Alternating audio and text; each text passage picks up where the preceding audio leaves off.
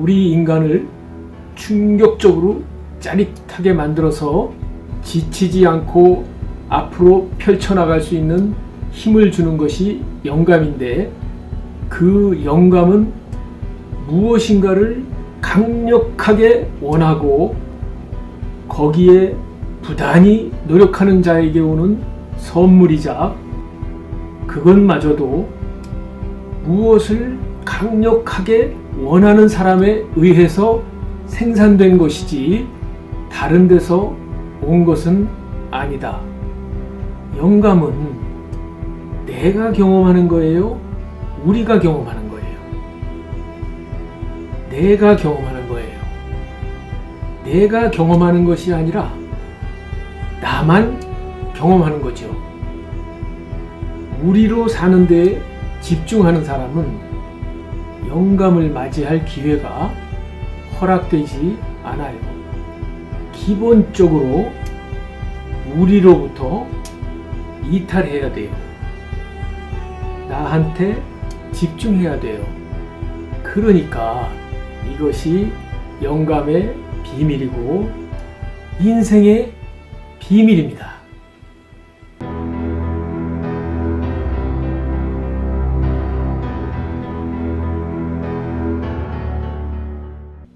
네, 안녕하세요.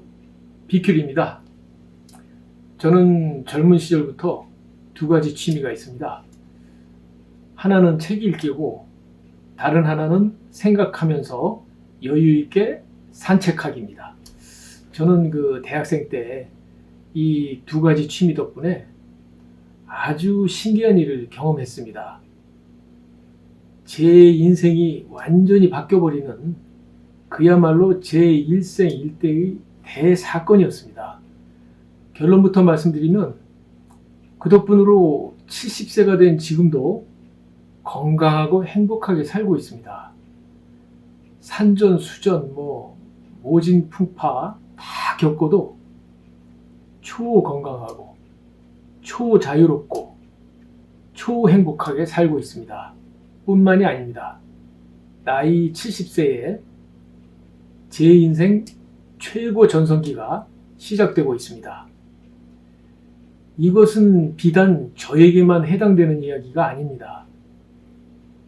인생 최고의 삶, 최고의 행복은 누구나 다 자기 내면에 가지고 있습니다. 누구나 가능한 이야기입니다. 그런데도 불구하고 너무나 많은 사람들이 이것을 모르고 망각하고 그리 살고 있습니다. 진짜 중요한 것을 놓쳐버린 것도 모르고 소탐대실하며 살고 있다고 저는 보입니다. 아무리 사회적으로 지위가 높고 경제적으로 풍요롭다고 해도 이것을 모르면 그 인생은 빛 좋은 개살구라고 저는 느껴집니다. 이것을 모르면 노병사, 늙고 병들고 죽음, 노병사도 너무 빨리 찾아옵니다. 아무리 사회적으로 지위가 높고 경제적으로 풍요롭다고 해도 최고의 삶, 최고의 행복이 무엇인지 모르고 이승을 살다 가게 되는 겁니다.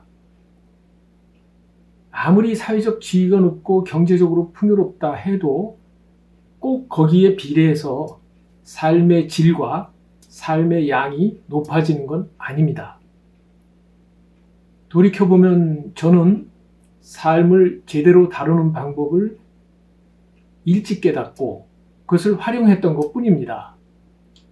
저만의 독특한 방법까지 개발해서 제 삶에 효과적으로 활용했던 것 뿐입니다. 이 삶의 비결을 활용하면 사회적 지위가 높지 않더라도 경제적으로 풍요롭지 않더라도 끼니를 굶을 정도가 되면 곤란하겠지만 웬만한 서민적인 생활만 해도 누구나 절대 기죽지 않고 행복하게 살 수 있습니다. 안빈 낙도하면서 최고의 삶과 최고의 행복을 구가할 수 있습니다. 뿐만 아니라 기회가 오면 놓치지 않고 사회적 지위도 더 높이고 경제적으로도 더 풍요로워질 수 있는 그 기회도 훨씬 많아지고 그것을 잡을 수 있는 최선의 방법이기도 합니다. 삶의 소용돌이가 아무리 몰아쳐도 꿋꿋하게 이겨낼 수 있는 마음의 굳건한 성벽이 되어줍니다. 탁상공론이 아닙니다. 70년 동안 산전수전 모진풍파 다 겪으며 제 삶에서 증명된 삶의 비결입니다. 저만의 방법론이 추가되었기 때문에 세상에 처음 공개되는 삶의 비결입니다. 지금부터 그 이야기 시작하겠습니다.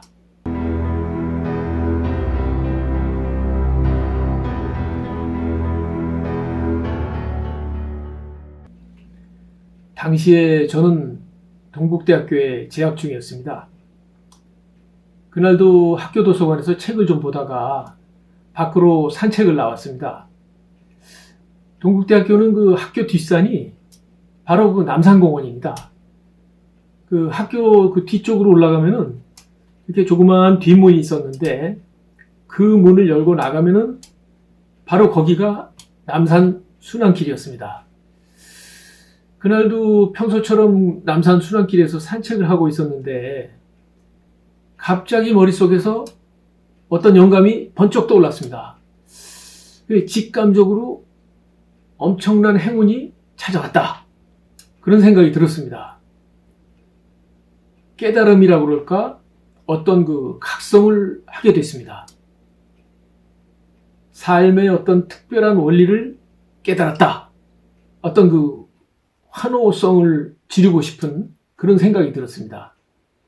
그때부터 제가 변화하기 시작했습니다. 갑자기 마음속에서 에너지가 막 차고 넘쳤습니다. 이 마음속에 아예 그냥 에너지의 바다가 그냥 들어찬 그런 기분이었습니다.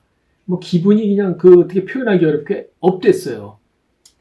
그 시청자님은 아마 실감이 안 나시겠지만 그때 그 에너지가 지금 나이가 70이 된 지금까지 그대로 차고 넘칩니다.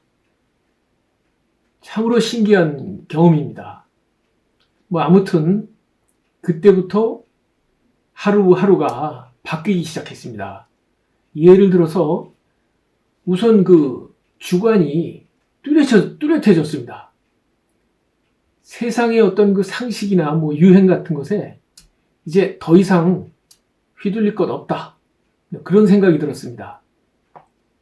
다른 사람들이 다 하고 있는 일이라도 이거는 아닌데 싶으면 다시 이렇게 따져보고 검토해서 아니다 싶으면 다른 사람이 다 해도 안 해버렸습니다.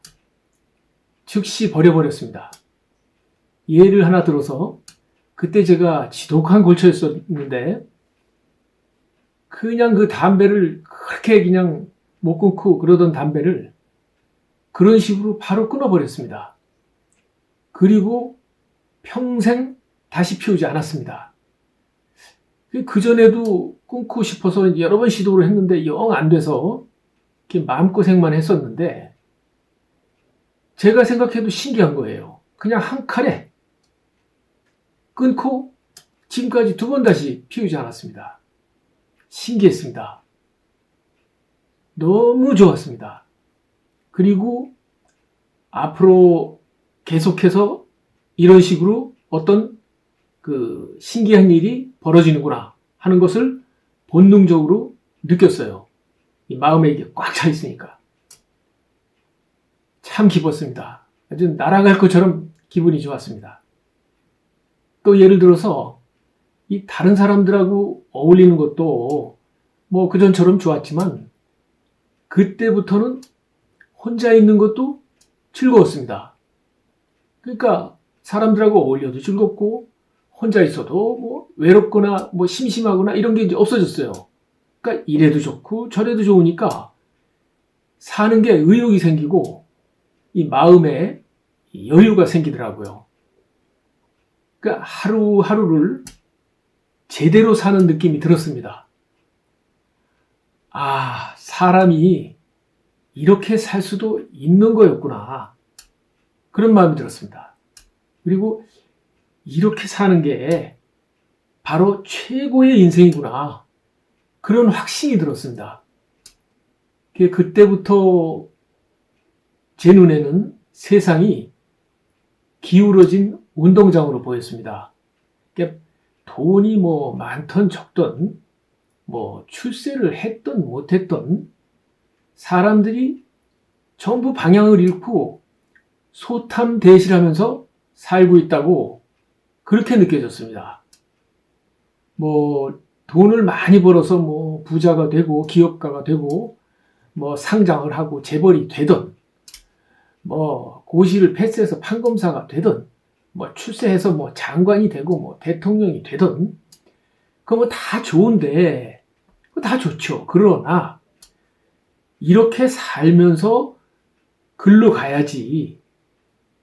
이걸 모르고 이거 없이 그렇게 되는 건 의미 없다. 그런 생각이 들었습니다. 그렇게 저한테는 가치가 있었어요. 그것이 왜 그런 생각이 들었는지 다음 시간에 자세히 말씀을 드릴 기회가 있겠습니다. 아무튼 다른 사람들 모습이 이렇게 이제 안타깝게 느껴질 때가 많아졌습니다.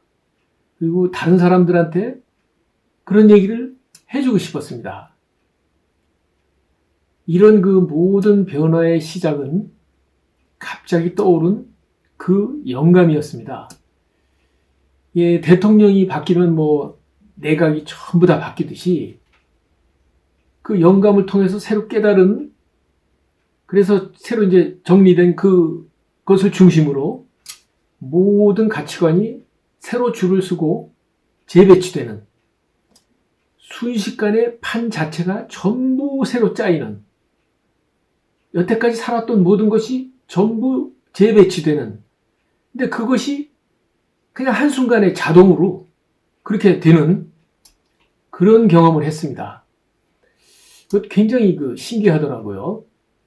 아무튼 그때 그 영감이 키포인트였는데 얼마 전에 어느 철학 교수께서 예리하게 설파한 영감의 비밀이라는 강의를 들었어요. 여기서 잠시 그 강의 내용을 소개해 드리겠습니다. 그 강의 내용은 이제 제가 인용해서 제가 대신 연출을 했습니다.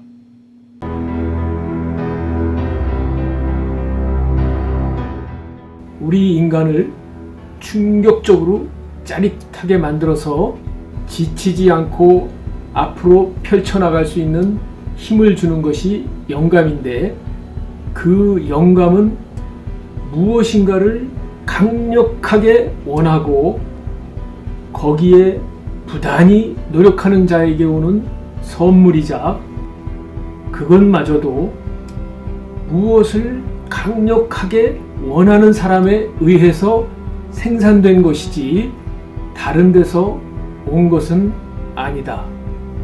영감은 내가 경험하는 거예요? 우리가 경험하는 거예요? 내가 경험하는 거예요. 내가 경험하는 것이 아니라 나만 경험하는 거죠. 우리로 사는 데에 집중하는 사람은 영감을 맞이할 기회가 허락되지 않아요. 기본적으로 우리로부터 이탈해야 돼요. 나한테 집중해야 돼요. 그러니까 이것이 영감의 비밀이고 인생의 비밀입니다. 네.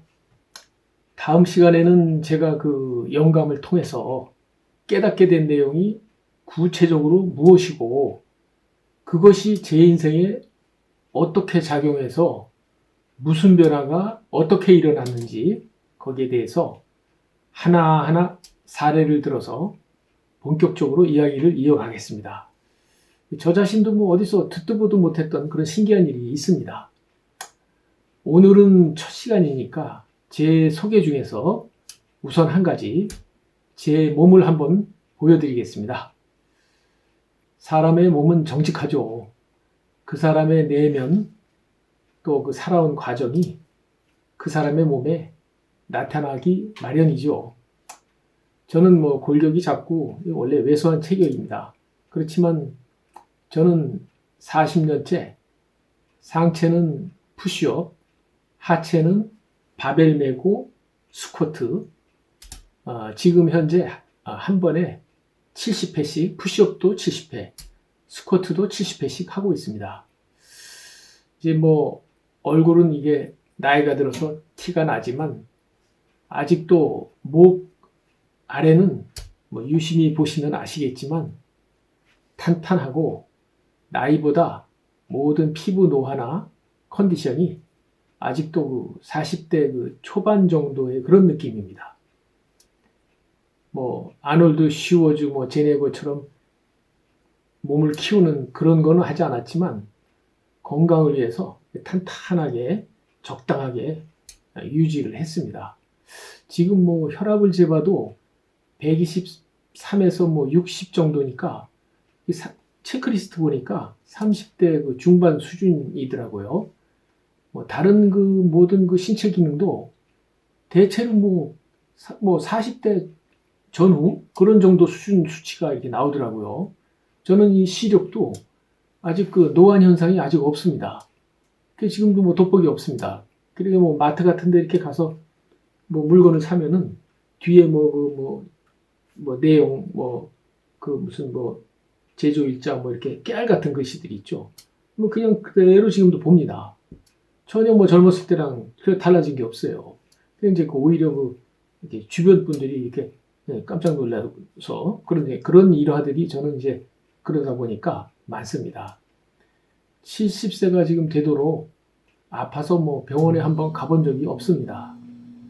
아직도 컨디션이 너무 좋고 이 40대 이 초반 같은 그런 느낌이다 보니까 제 나이를 깜빡 잊어버리고 저도 모르게 순간적으로 이렇게 주책스러운 행동을 하게 되는 경우가 가끔 있습니다.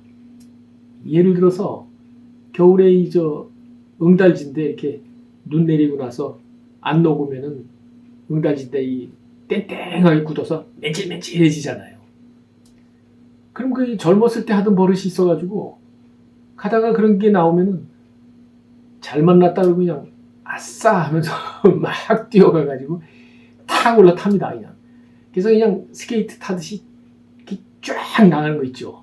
쫙 나가서 탁 나온 다음에 아차 그러고 내가 지금 나이가 몇 살인데 이게 주책 없이 일어나 건강하다고 교만해서 이러면 안 되지. 이제 좀 조신하게 처신해야지. 이제 이런 식입니다.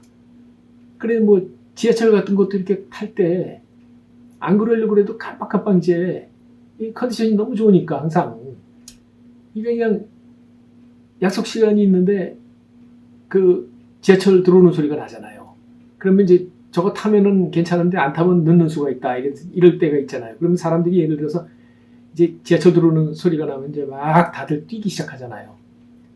그러면 저도 그냥 툭 뜁니다. 그냥 후다다닥 뛰어가지고서 그냥 계단을 두세 개씩 툭 해서 뛰어 올라가가지고서 그냥 계단을 또 그냥 뛰어내려가가지고 이제 딱 탑니다. 그 딱 타서 이렇게 보면은 젊은 사람들이 저를 못 쫓아오고 헐떡이면서 이렇게들 와요. 그래 이제 그럴 때 보면은 제가 그냥 순간적으로 내가 나이 70에 이제 이렇게 경망되게 행동하면 안 되지 하고 이제 자중을 하려고 그런 일화들이 많습니다. 지금 푸시업 동영상 바로 이어지니까요. 거기 또 제가 전해드리는 그 메시지도 같이 뜨니까요. 참고해 주시기 바라고요. 저는 여기서 일단 인사드리고 다음 시간에 뵙겠습니다. 파이팅!